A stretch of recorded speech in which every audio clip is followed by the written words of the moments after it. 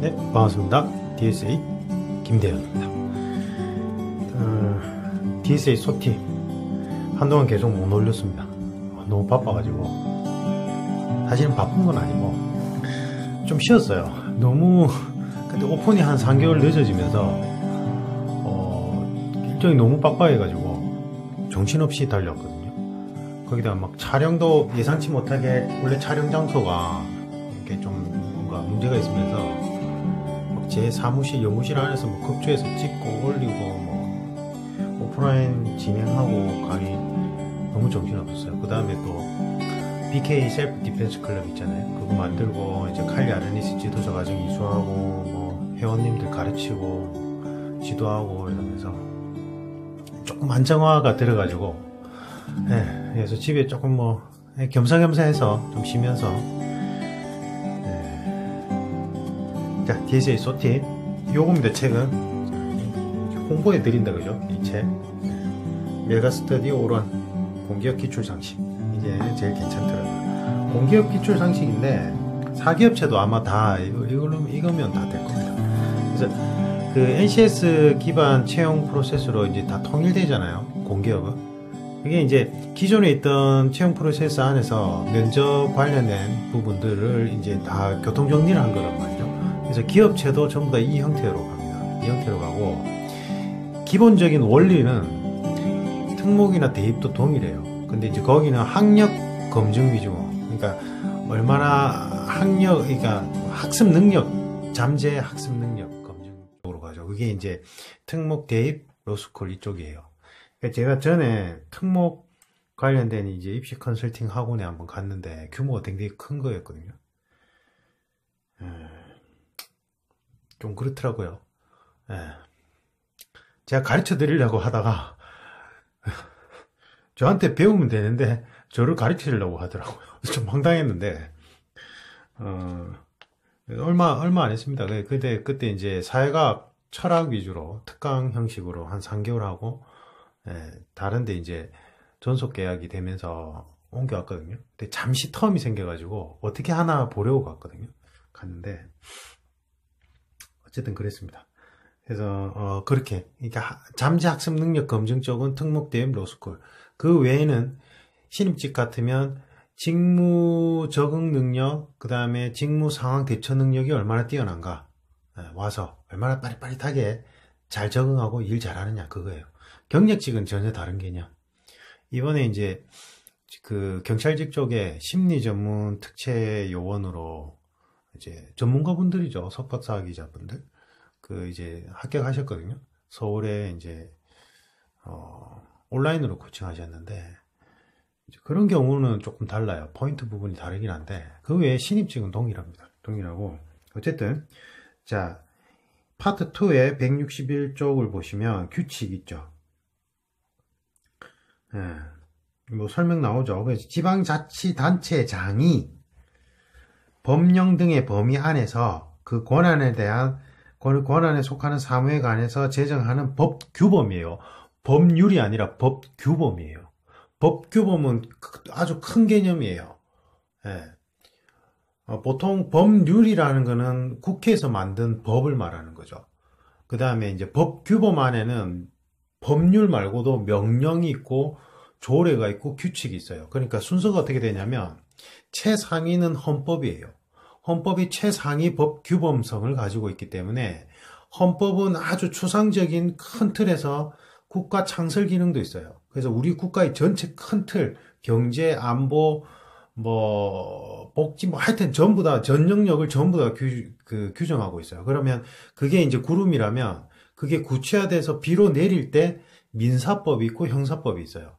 민사, 개인 간의 계약 관계에 대해서 법률로서 정한 것이 민사법, 민법, 민사소송법 이런 거. 민법은 실체법, 민사소송법은 절차법, 절차에 관한 규정. 그래서 그걸 통칭해서 민사법.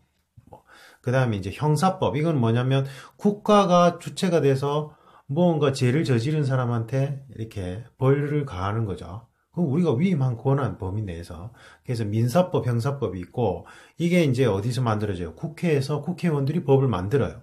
만드는데 실질적으로 우리 사회의 모든 변수들에 대해서 일일이 국회에서 법률로 만드는 데는 한계가 있잖아요. 그 다음에 이제 현대 국가는 수정자본주의론이 대두되면서 복지와 규제 개념이 중요해졌기 때문에 상권 분립화해서 행정권의 비대화 현상이 일어났어요. 그러니까 행정부의 역할이 커진 거예요. 사법, 입법에 비해서.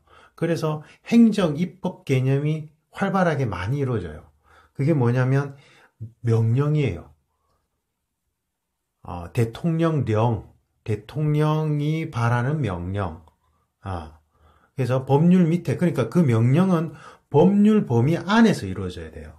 그러니까 법률은 헌법 범위 안에서 이루어져야 되고, 그것을 그 범위를 벗어나면 안 되고, 법률이 정한 그 범위 안에서 대통령령이라는 총리령, 그 다음에 대통령령이라는 행정명령권이 발동될 수 있는, 이제 제정될 수 있어요. 그 다음에 각 지방정부, 지방자치단체가 지방의회가 있잖아요. 지방의회가 지방자치에 관한 어떠한 그 지방 주민들의 권리를 제한하거나 의무를 부과하는 어떠한 것을 만들 수 있는데 그게 조례예요.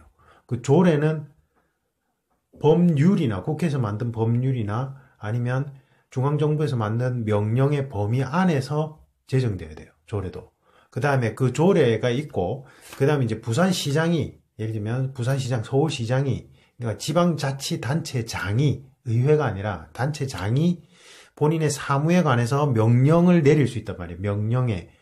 그걸 이제 아까 대통령령이 있듯이 지방자치단체장의 령이 있어요. 그게 명령인데, 그 령에 대해서, 사무에 대해서 제정하는 법규범이, 법률이 아니에요. 법규범이 규칙이에요. 무슨 말인지 이해가세요? 그러니까 중앙정부에서 대통령이 발하는, 대통령 행정부에서 말하는, 행정부는 그 대통령 행정부 수반이니까 총리가 말하는 부령, 그 다음에 대통령이 말하는 부령 맞을 거예요, 아마. 맞을 거예요. 정확하게 기억이 안 나는데. 어쨌든 대통령령이 있어요. 그게 명령. 그 다음에 지방자치단체장, 부산시장이나 서울시장이 자기의 사무에 관해서 어떤 규정하는 법규범이 규칙이에요. 그러니까 자 보세요. 헌법, 법률, 그 다음에 명령, 그 다음에 조례, 지방의회에서 만드는 그 조례 밑에 지방자치단체장이 본인 사무에 관해서 무언가 할 수 있는 규칙이 있어요. 그러니까 규칙이란 건 헌법에 위배돼서도 안 되고 법률에 위배돼서도 안 되고 뭐예요? 명령이나 조례에 위배돼서도 안 돼요. 그 범위 안에서만 이루어질 수 있어요. 그러니까 세세한 모든 것들을 법률이 다 규정할 수는 없잖아요. 우린 텍스트로 오니까 법전으로 되잖아요. 그리고 어떻게 문장으로 전부 다 이렇게 만들어요. 그게 일정 부분이 행정부 실질적으로 이제 그 행정 집행을 하는 행정부에서 너희들이 규율을 한번 정해봐라. 그게 대통령 명령이에요. 대통령령으로도 전부 다 정할 수는 없잖아요. 만약 지방자치단체에 관한 사무는 지방자치단체별로 다 고유의 특성이 있으니까 중앙정부의 명령으로 다 커버가 안 된단 말이에요. 그러니까 지방자치 의회에서 조례 형식으로 또 규정을 하는 거예요. 근데 지방의회에서도 전부 다 할 수는 없어요. 그러니까 지방자치단체장이, 시장들이 거기 본인 사무에 관해서 뭔가 이렇게 고시를 하는 거예요. 그게 규칙. 그래서 지방자치단체장이 법령 등의 범위 안에서 그 권한에 관한, 속하는 사무에 관한 제정하는 법규범은 뭐냐? 규칙. 명령 고시 있죠. 고시는 뭐예요? 행정기관이 결정한 사항, 일정한 사항을 공식적으로 알려요. 그걸 고시라고 해요. 제가 높아심에 계속 설명드렸거든요. 별거 아니에요. 안 어려운 건데 이게 칠판을 제가 못해서 하니까. 이상입니다. 감사합니다.